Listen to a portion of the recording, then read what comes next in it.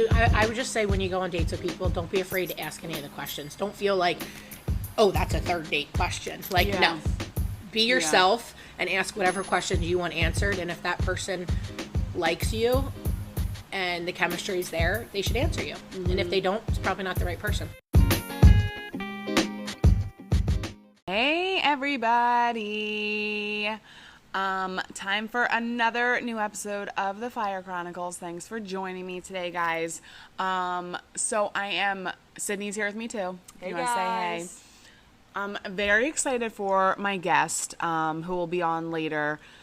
And I want to kind of tell you how it came about to where we wanted to do a podcast about this. So, you guys know, if you don't already, I'm like diehard Real Housewives fan. Right. Okay. We know. Right. Thank you. I will not apologize for it. And I was watching The Real Housewives of New York City. And Sonia Morgan, Yes. who used to be married to J.P. Morgan of J.P. Morgan and Chase, like the bank. Yeah. Okay. Right. She's been single for like a long time. She's like had like little flings on the show and stuff or whatever, but she really wants to find a boyfriend and be in a relationship. And she's like not having any luck. So a friend of hers on the show is like, this friend of mine is a matchmaker. She's in Philly. Let's go to Philly. I want you to meet her. She's like amazing. So I'm like so intrigued, right? And I'm watching the episode. I really like this chick who's a matchmaker. It's like interesting to me. I never thought about using a matchmaker before since just there's a million apps and they're just everywhere. And I feel like that's all, everybody that you talk to, that's what they do. Yeah. Either you're on the apps or you aren't. Or you're looking yourself. Right, but public. do you know anybody who's looking for themselves and is like, yeah, I met this dude at freaking Starbucks the other day, or I met this guy at... Do you? No, Wait, do you have a story? I thought maybe you had a story for us. I was like, wait, are you holding back on me? No. So, okay. I'm like, this company is called 3 Day Rule. Right. So I go online, I'm like researching it, reading a couple articles. I put my info in, and then a lady from there calls me. And she wouldn't have been my matchmaker. I feel like she was kind of like the sales girl, you know, kind of giving me some of the information. Maybe. Yes. I think that was her title, like VP of recruiting or something. You're exactly right. So she was like literally asking me all these super serious questions that I was not even prepared to ask. You know, like she was like, interview. I know. I was like, oh, I don't know how to answer this. Like she was like, what are your 3 deal breakers? And I was like, God, I don't even like really know. I feel like obviously there's like things like if they're a smoker, like I just can't. That's one thing I just could not get over. But I feel like there's things that would be deal breakers for anybody. I'm like, I don't know, somebody who's like an asshole or somebody who's like quick to anger or you know what I mean? I'm like, God, maybe I need to do like some more digging myself, you know, because I feel like things pop up when I'm talking to somebody and I go like, yeah, no, I can't. That's like a deal breaker for me. But I don't have this like running list in my head. Yeah. And then she was like, okay, like what are you like looking for in a guy? And I'm like, well, I want somebody who's like motivated and passionate, and they're like happy with their life right now, but they're like always striving for more. And I'm like, and I would like somebody tall. And she's like, well, listen, Stacy, like, I'm like, here we go. She's like, if I was to say to you, I found like the perfect match for you, but they're 5'8", what would you say? She's like, I need you to be open to that. And I'm like, listen, lady. What if that is a deal breaker, though? I was like, when she like phrased it that way, I was like, okay, but okay, here's the thing. My ex-husband was the same exact height as me. Okay, so I look at it twofold. Like, I look at it from like the superficial aspect of, you know, I never really wore heels or anything like that. Is it that big of a deal? Not really. We had a lot of really good years together, and if I had like said no to him because you're the same height as me, that would be pretty stupid. You know what I mean? So I see where she's coming from. But since then, I've dated guys who are, you know, mostly 6 foot and above. And I just like the way it makes me feel. You know what I mean? And I like that I can wear heels all the freaking time. But I you know what I'm saying? And Sydney gets it too, because Sydney's tall like me. So would you ever date a guy that's the same height as you? If I was to say to you, Sydney, if I was a professional matchmaker, okay, not just like I just randomly met this dude, but I'm like, he checks all of your boxes, but he's 5'10". I would say same height if he actually is the same height. Right. But not Because they an like to inch pad shorter. that. Yeah. Right. yeah. Right. Yeah. I don't think I could do. Okay. Not to like be like that, but like, I don't know. And I know guys hate it because they'll literally always mention in their profile, if they're 6 foot or taller, they'll be like, you know, I'm 6'2" because obviously height's important around here. Right. So they get it too. Yeah. You know? Short kings. Exactly. So I thought that that was interesting. And then the more I talked to her, I just felt like, I don't know. So she was asking me like deal breakers and things I'm looking for. And I felt like I didn't have answers to a lot of her questions. And she was like, what are you looking for? Do you want to get married again? And I'm like, honestly, like, I don't really know. And then she's like, okay, so I'm going to tell you, like how we work and what it costs. I'm like, okay. So it was, you sign up on like a 3-month basis. And Subscription box? Yes, subscription. You're getting a man delivered in a box to your door once a month. So they set you up on 1 date a month. You do get to see them beforehand, so you can say yes or no. Yeah, I like that. Yes, I like that too, because I thought it would be like blind date, and they're just setting you up, and you have to like trust them. So if you don't want to, will they set you up with another one, or that's Yeah, like your I date think of the month? no, I think your date of the month. Send this box, you tape it back up, drop it on the Yes. poles. No, I think they'll keep going until they find one like that you agree to. Okay. But okay, so she's telling me how it works, that it's like 1 date a month. And then guess how much it is. 1 date a month, 3 1 months. date a month, 3 months. 500. It was $6,000. Shut the heck up. $6,000. Where are you going, Cancun? Exactly. So that's essentially $2,000 a date. Okay. No, ma'am. I'm not that. I don't need it that bad. But so here's my thing. So it's very interesting to me. Number one, the price. It's obviously expensive, but if you were to look at it from the flip side, and if you were to think how much time you spend / waste on apps or talking to somebody and realizing they're not right for you, or going on dates and realizing immediately that it was a total waste of time, that they lied about XYZ or looked totally different than their pictures or whatever. I feel like in my head, I can like break it down, be like, if I had spent that time working, you know what I mean? Versus swiping on an app or getting ready for a date that was like a waste of my time. I'm like trying to like, you know, rationalize it. So the people that are in their database are like, I don't want to say better, nice. I don't know how I want to word this, but we all know the quality of, I don't want to say men, because I don't see it from the other perspective. Guys could agree with me too. Like, I just don't find the quality of girls that I'm looking So for they've on been screened apps. as well. Yes, they're 100% screened. But you, like when I was telling my friend Mary how much it is, she's like, they better be like fixing you up with like the head coach of the Eagles for $6,000. Yeah, that's actually what I was thinking. Right. But not all the people that are in their database pay this money. So your matchmaker could be like out at a coffee shop and be like, that guy's really cute, and approach them and be like, are you single? And then like add them to their database. So they do have like requirements. I don't exactly know what they are. Okay. You know what I mean? If it's like, you know. So does that make them like an employee of this company? Like No. on call if they No. need a date?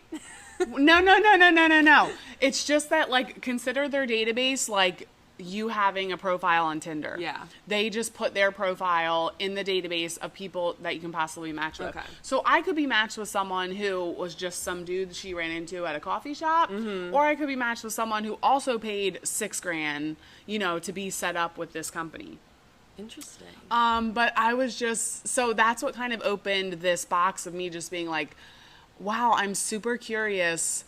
Number one, how many people pay this? And they're crazy busy. Yeah. Like they have, I think this company started like 3 years ago. in LA, if I'm not mistaken, and they've expanded to a few other cities. But when I was first researching it, what they used to charge is way more than what they charge now. So obviously they're crazy busy.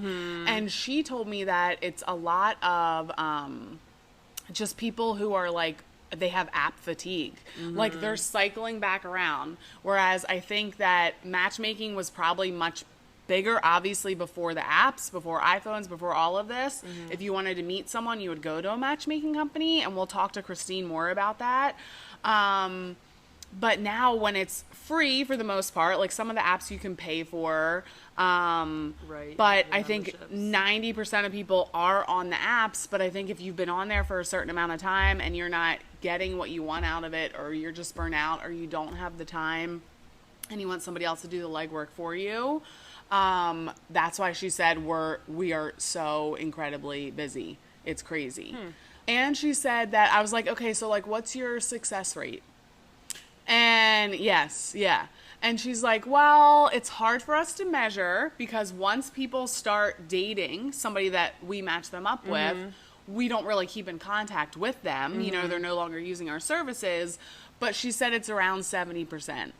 Now, well, I don't know if I really believe that. Yeah. Because she could tell me whatever she wanted to tell me. She's trying to sell a $6,000 package to me. You know what I mean? Yeah. That they consider, if they are still dating someone that 3-day rule set them up with. They probably don't spend a lot of time and resource, you know, following up with people, how many people ended up getting married. Like, if I was to run this business, I would be like, I want to know how many marriages have we had because of this, how many long-term relationships, whatever, so that you could tell, you know, potential customers, somebody like me, these are our proven stats, you know, and we stand behind our company. And so we're going to talk to Christine. She's going to be here in a couple of minutes. And she's been a matchmaker for a really, really, really long time. So we're going to get to hear her side of it.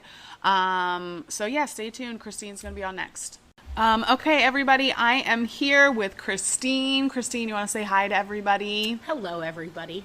So I met Christine because she shops at Love Obsessed. And I know that you own a med spa now, Strella Aesthetics. But I had no idea until I posted in my Facebook group. I actually was asking people what would they pay to be matched up with their quote-unquote perfect match. And I thought it was really interesting to hear, first of all, what people are saying. I mean, I don't know if you remember, Sydney, but I feel like you might have to pull up the post on Facebook. I feel like a lot of people were saying like $100, and I was like, $100, people? What is going on? Do you realize what you spend $100 on? That's your cell phone bill. We're talking about paying a matchmaker to match you up. And where that came from is that I had talked to a matchmaker called 3-Day Rule. I don't know if you've ever heard of them. Never heard of them. It's a newer one. They are started in LA, started branching out. They're in Philly now. They do like a 3-month service, start you out 3 months, and then if you don't find your match, you can extend, obviously. But for 3 months, they charge $6,000 to match you up with one date a month. Now, what was the name of your company?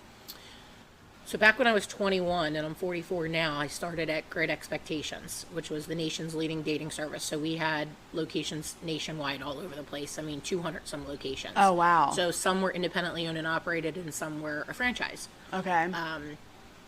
But I started there, and then that was in King of Prussia. Okay.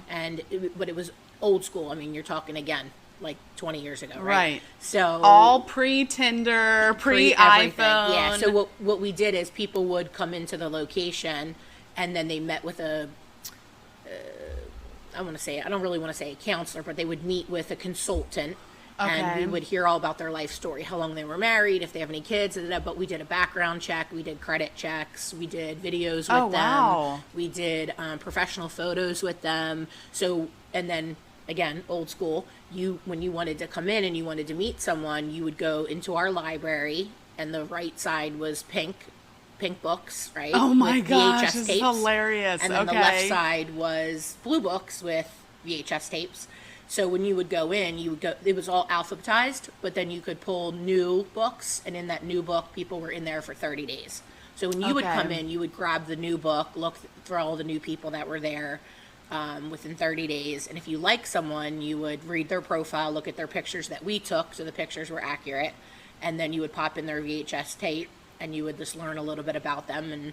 And so then if you wanted to meet someone, you would go to the front desk, let them know. We would then mail that person a postcard to let them know they've been selected. Oh my gosh, this is hilarious. Okay. And then they would open up their mail and they'd get a little heart thing saying like someone has requested to meet with you. Okay. And then they had to come in, they had to show up at the location in King of Prussia, Cherry Hill. We were all over, but in King of Prussia primarily is where I started. And they would come in and they would go through that yearbook and look at you and decide if they wanted to meet you. Okay. So when you would meet someone, you knew that emotionally, physically, and financially they were a stable point at their life. And that's the hardest part, is that you don't know when you meet someone if they're emotionally ready to be dating, financially if they're stable, you know, and then physically healthy, right, you know, and things like that. So we did all that. So when you met someone, you really just had to find out if you had the chemistry with each other. So it was awesome, but it was unlimited. So you could come in every day if you want and look at as many people as you want. Okay. So we charged $4,000 for 1 year.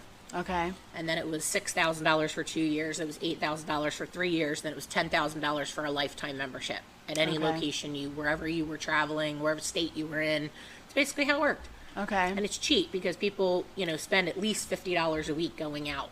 You know, right, or $100 a week going out trying to meet someone, which is $5,200 a year. So right, it was very different because it was there was no promises. So you're saying there's companies out there now that are saying you pay me X amount of dollars, we're going to match you with someone, and I think that's hilarious because you're paying them to match you with someone that you don't even you don't have the yes or no to. That doesn't make sense to me. This company you can. They do show you a picture. So you can deny it. Yes, and you wait can for another deny one. it. Yes. Okay. But I think what's different with what you did, whereas you're going and looking through their database, I wouldn't, they have a database of 25,000 singles in Philadelphia area, for example, she said. But I'm not thumbing through anything. They're just coming to me and literally bringing one guy and being like, this is who we're matching you with, and this is who I think you should go out on a date with. And I would have the chance to say yes or no. So you guys weren't necessarily matchmakers. You guys weren't ever helped. saying, you would come in and you would say, this guy picked me, and we'd be like, no, Stacy. Yeah. No. Right. Not a good fit for you. Okay. So that's kind of we helped because we knew all the people coming in and things like that. And then that went on for about 10 years of my life. So we moved to Nashville. I opened up locations in Nashville, Alabama, Ohio, and things like that. So then I was a regional director for about 10 of our locations.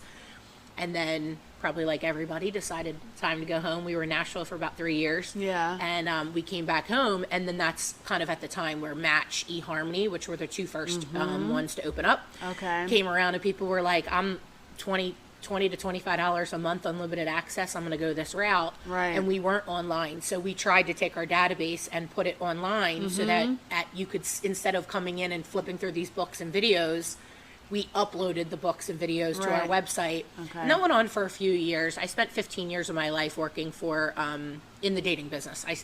We left as it didn't work around 11 or 12 years. It was too difficult to do the online thing. They just one by one started closing. They felt like they opened in the 70s. They were the very first dating service to open. They're going to just shut down doing that kind of thing and let the online take over. And then I was living here, so I started my own dating service had an office in Trevose on Street Road.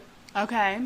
And then in Colmar in Montgomeryville, I guess. Okay. Colmar, 309 in Colmar. Okay. And so I just had 2 locations, so we catered to Bucks and Montgomery County. Yeah. So we catered to people that lived in Bucks, Montgomery County, and we did tons of singles events. So I would go to the Buck Hotel or the Hotel Feast Light and Skip Back. And I just rented space and had people come. We gave them name tags, and then my staff, we all just introduced them to people. Okay. So they would come in. So I've held babies. I went to weddings. I've had many, many, many success stories. Yeah. Now, because of your background, do you have people that you know today who will say to you, Christine, I want you to try and match me up with someone, or will they ask you advice and all stuff? All the time. I write lots of people's profiles for online really? sites. Yeah. Okay. Yeah. Oh, that's hilarious. So what do you normally, do you have a formula when you're doing profiles, or? Not really. It's all about the person. Yeah. That's the hardest part about this, is that I physically feel like you need to either meet someone or know someone, because you're missing too many pieces of the puzzle.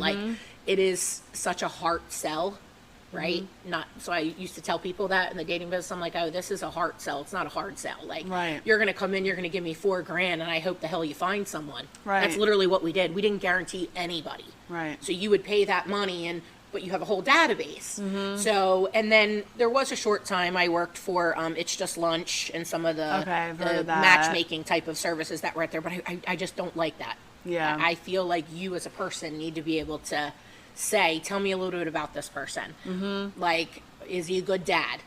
Or is he a good mom? Or is she a good mom? You know what I mean? Like, you need to, there's still other questions that aren't there. Right. Like, if you're super family oriented and you're with someone that's not, it's probably not going to work.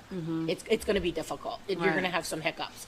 But if they're emotionally, physically, and financially stable, and then, like, kids are a factor, right? So if you're 40, never married, no kids, and you want to meet someone, people say, well, that's okay, I'll just settle. But at the end of the day, it's not really what you want. So I think there's too many, you have to meet people. Right. So oftentimes, when people say to me, why don't you start your dating service again? I'm like, I always think about it. Now, I've Yeah. been with my husband for 24 years. So for me, it wasn't all fun though. Right. I had all the struggles everybody else has. But in the dating business, when I would ask people, how long were you married? They would say 10, 12, 15 years. And I'm like, how long were you happy? 5, 6. Why were you there? Kids. I had to Right. stay for the kids. Financial reasons. Like, all the stupidest reasons, because in the end of the day, it's going to hurt your kids. And financially, you can get past that. Right.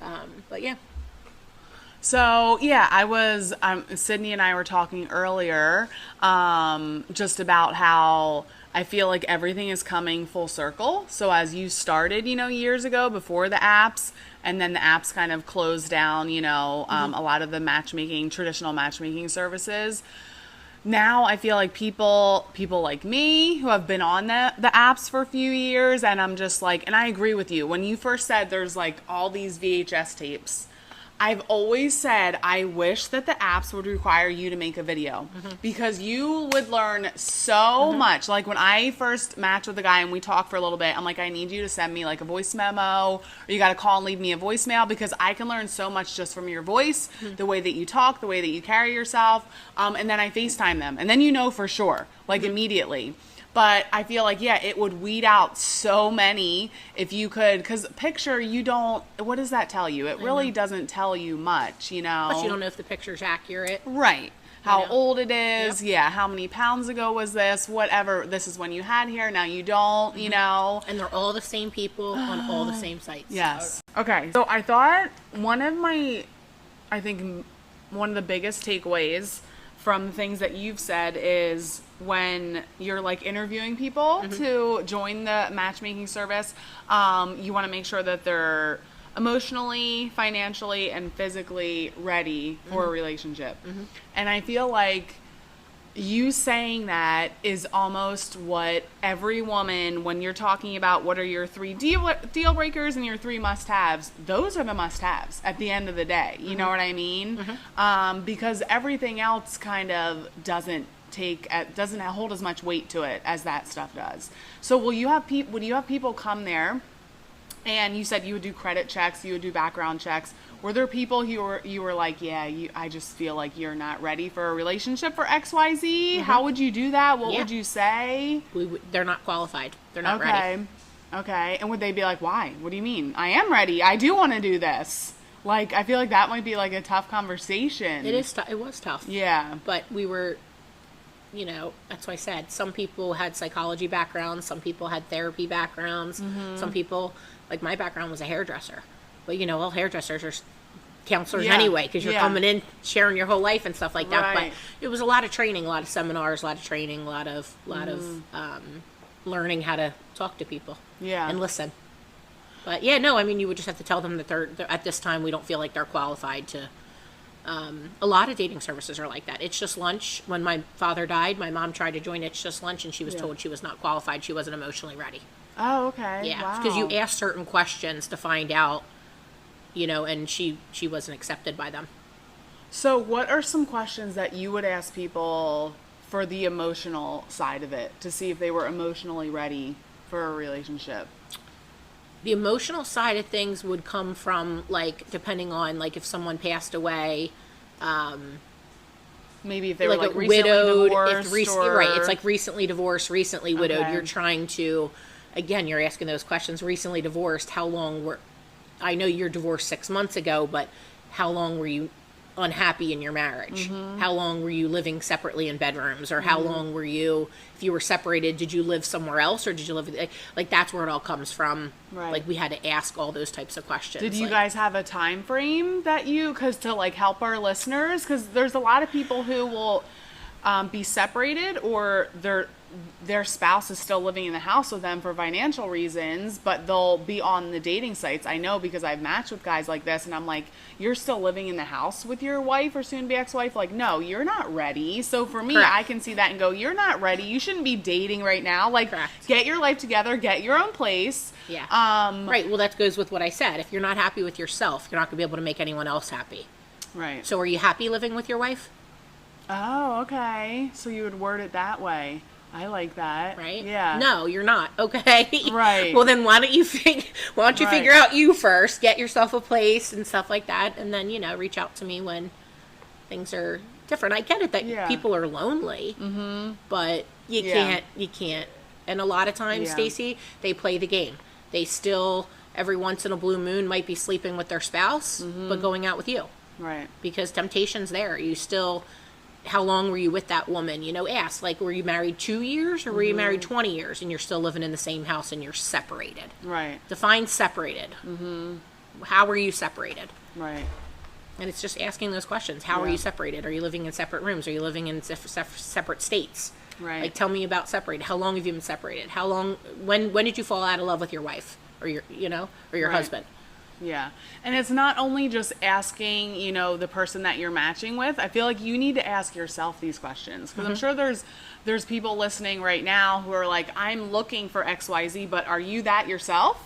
You know what I mean? Are you actually ready? Or like Christine said, are you just lonely? You want somebody to talk to. I feel like there's so many people on the apps who just want somebody to text with, or they like the attention and they're talking to several different people and they might never ask you out. And like, I don't play that game. Like, if we've been messaging back and forth on Hinge for like a week, I go, okay, this conversation's about to expire. Either we're going to meet in person or like I'm done here. Cause I don't have the time to like mess around and play around like that. And if they're serious, then they go, okay, let's go out. And if not, then you have your answer, But let's talk a little bit, because we did an episode recently about like red flags. So what do you feel like if you were to give advice to somebody, and I know you were talking about a little bit earlier, your sister dating and stuff like that, and friends have come to you for advice. So do you have like some like tried and true red flags where you would see things in people or hear things and go, okay, this My is not sister-in-law good. would tell you it's always Simona tested, Chris approved. So she tests them out and I approve them. But Okay. But yeah, no. I like that. I don't know. As far as red flags, I mean, there's so many red flags you can have. I think it really depends on the situation. Yeah. Which is why I think it's important to, when you go out and you feel like you have that chemistry, communicate. Ask the questions you want to ask. If someone really likes you and that chemistry is there and they are serious and they want to meet someone, I would ask every question I have. Right. I would show up. I'd say, I first want to see your driver's license. I want to make sure you are who you say you are. 100%. I used to tell people this all the time. And they'd be like, what? Oh and I'm my like, yeah, I want to God. see it. Bring your driver's Okay. license. I want to make sure you are who you are. And I text my friend right away and be like, whatever. This is, I don't know, Mark Smith from Right. Satterton, PA. Right. And text somebody that you're on a date with that person just in case. But yeah, I would ask to see their driver's license. It shows you their age. It shows you their driver's license picture and, Right. that they are who they said they were on the phone with you. That's the first thing. So many people lie about that. Yeah. Wow. But I mean, red flags would be, if they're still separated and why they're still separated and what's their situation. Divorced, how long have they been divorced? Do they have animosity with their ex? Do they have a cordial relationship? If they're, single, I always say that the hardest part that I feel like men will tell me is women don't like when they say, so you're 40 and you're never married with no kids. Why? Right. Ask them why. Right. Were you in the military and you were gone for 10 years? Did you have a family member that was sick that you lived with and you took care of them and you just felt it wasn't the right time for you? What is the reason that you're... But that's why I say always Yeah. ask. And people should not take offense to that. They should be I wasn't ready. I was really immature. I dated a lot. I partied. I didn't want anything serious. Now I'm ready for serious. You have to just know the reason. You can't be afraid on that date to ask people questions. And if they're not answering you, that's a red flag. Yeah, if you're day one on a date and you want to ask questions, ask them. So you think first date you should ask like serious questions? I do. Okay. What's the point? You're going to get Yeah. to date 3 and 4 and find out that day one you should have asked this and you didn't. Right. Okay. So you have to think of yourself, and if you're on a date with someone and you're there and you look at their driver's license, they are who they say they are, this and that, that's all good. Then you start talking. So, all right, so tell me, again, say that. Say, what are the 3 things you think I should know about you? Okay. Right? Yeah, Like, I like that. That's a great first date prompt, guys. Write that down. yeah, like, what do you think? Like, and then I would start saying, okay, and then it builds off those 3 things that they told you. So when you go on a date with people, Stacy, what would you want someone to know about you?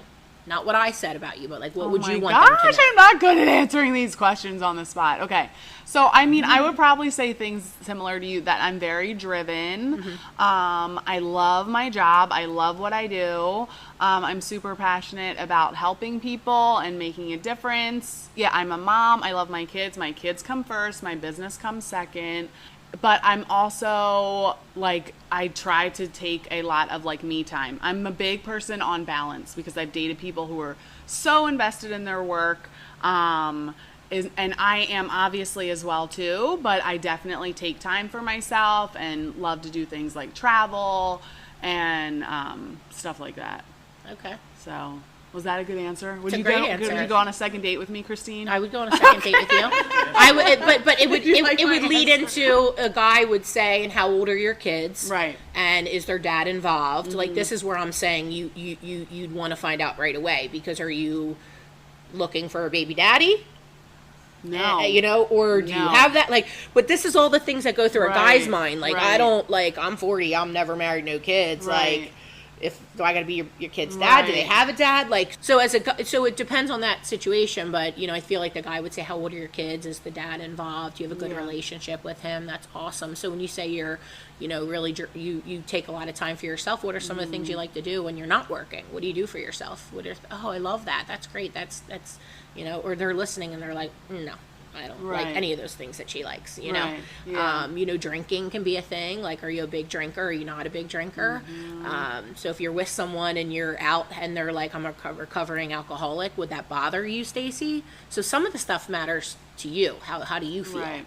Is that Right. okay? Like, that you're with somebody that might not be able to drink, but you love to drink and you love to Right. party and you love to do wineries, and this is something you spend your time doing, then you probably don't want to be with someone that's a recovering alcoholic, right? Because Right. then you're not going to be able to do some of the things you might do, or you might not feel comfortable doing them because you're putting them in a bad situation. I don't know. At the end of the day, we're all humans, and we're Yeah. all going to have our own personal things. Like, what I might be able to handle, you can't. Right. And what you can't handle, they can't. So that's Yeah. why it's important on this date to ask all the questions you would want answered. Do you own a home? How long have you been with your job? You find out if they're job hoppers. Yes. You What know, do you you think find about out they- job hoppers? Let me hear. I want to no. hear. Okay. No. Okay. No, because again, if someone Well- is 40 and they're never married and they don't have any kids, they obviously, now they're job hopping. They that word commitment might be scary to them. Never satisfied. Yeah, that's it. 100%. That's just psychology. Yes. Yeah. Yep.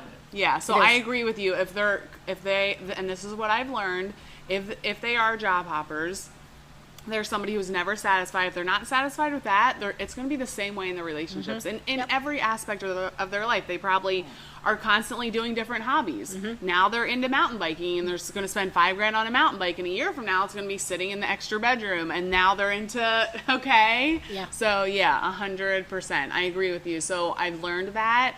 And so when I meet guys and they're like, oh yeah, I've been with the same company for 20 years. I'm like, that's great. I love that, because to me it shows like commitment. And I'm sure the whole time you were with this company, just comparing it to relationships, were probably not great. There were probably times when other companies were like, hey, we'd like you to come work for us, and maybe trying to like incentivize you, and you were like, no, I'm going to be loyal. I'm going to stay here. So I think that relationships, whether it's like in work, your family relationships, your love relationships, that it's kind of like cyclical. You know what I mean? So I would just say when you go on dates with people, don't be afraid to ask any of the questions. Don't feel like, oh, that's a third date question. Like, Yeah. no.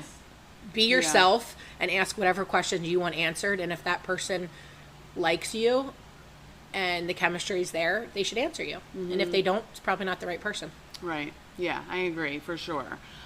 So I know we talked about this a little bit earlier where you talked about your mom getting like back into dating after losing her husband, and or people on dating sites saying like, I went on one date with this guy and he like expected me to come back home with him, which I think sadly is the norm with the dating sites.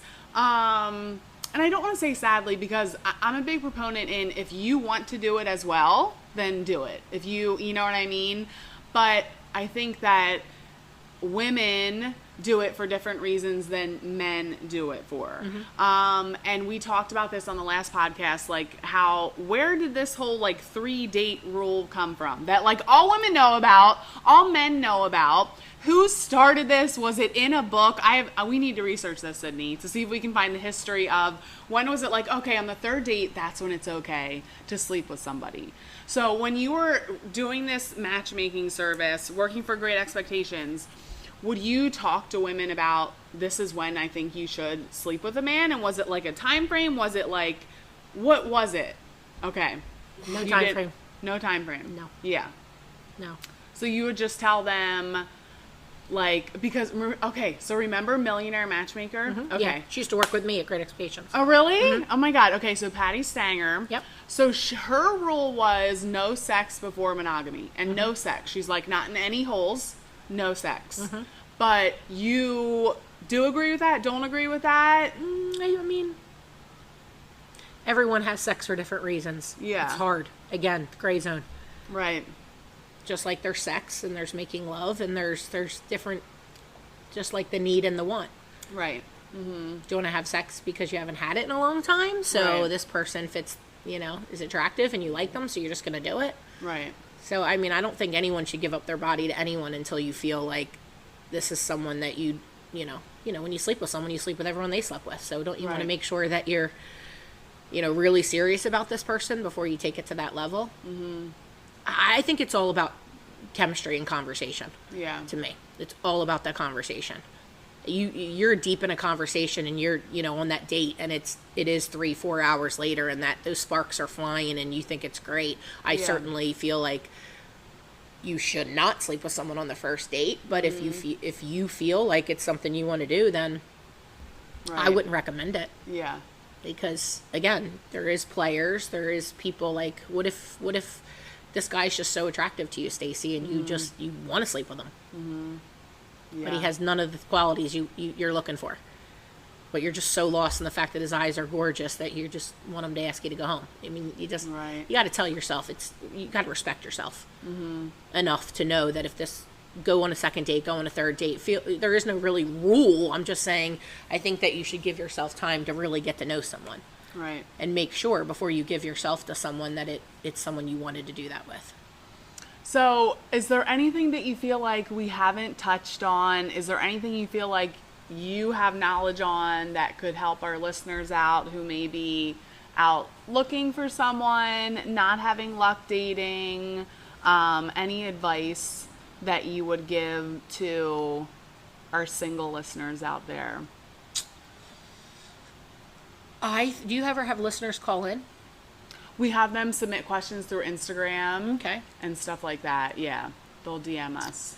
So, I mean, I think that would be a great thing. If Yeah. you're currently doing that, that's a great thing. Or have people call in and keep it short and sweet with some answers and things. Yeah. But, I don't think so. I think everything we pretty much covered. I mean, I definitely feel like, you just gotta take the time to get to know someone. Yeah. And make sure that they're telling the truth, and it's tough. Right. Yeah. Yeah, for sure. Well, But if you want to meet a good lot. person, you do have to invest in yourself, though, to meet that person. Right. And what do you want in someone? Yeah. And put that out there on the first date is what I'm saying. Don't waste your time 2, 3, 4, 5, 6 months down the road. The average person, it does take about 6 months. I don't know if that statistics are still true, but I know it was always around 6 months that people would say, "You're shit or get off the pot." Like, you know what I mean? So if you can figure out how to get those answers answered prior to 6 months, it would, it would be something you'd want to do. I'm a big believer in don't meet someone's children until, for a long time, until you know. My personal advice was, do not meet someone's children until you sleep with them. So if you sleep with someone and you have sex or, with someone, then obviously you're ready for them to meet your kids, right? That's my thing. If you want to give yourself to someone, Christine, then you're giving your whole self to that person, then that's your children are part of you. So if you're doing that, then if it's 3 months or 4 months down the road and now you're ready to be intimate with that person, then the second step would be to meet their children. That's my opinion. Okay, lots of good tips and takeaways from Christine. I think my favorite thing from this interview was that you want to date somebody who is physically, financially, and emotionally ready to date. Otherwise, you'll just get in a whole lot of mess, okay? And side note, so we recorded this interview last week, but a little update. I was at lunch yesterday with the LO girls. I got a text from Christine saying that she had a guy that she wanted me to meet. I was not expecting that at all. And she told me a little bit about him. And she's like, "Can I give him your number?" I'm like, "Sure." So we have been texting. We don't have plans to meet up yet because he has a very busy schedule because of his daughter. So it's made it hard for plans just yet, but I'll keep you guys updated. So stay tuned on that. Thank you guys for listening. Make sure you like us, follow us on Instagram at The Fire Chronicles. Let us know what episodes you want to hear next and review us on Apple Podcasts, please. And I will see you guys, not see you, but we'll talk next week.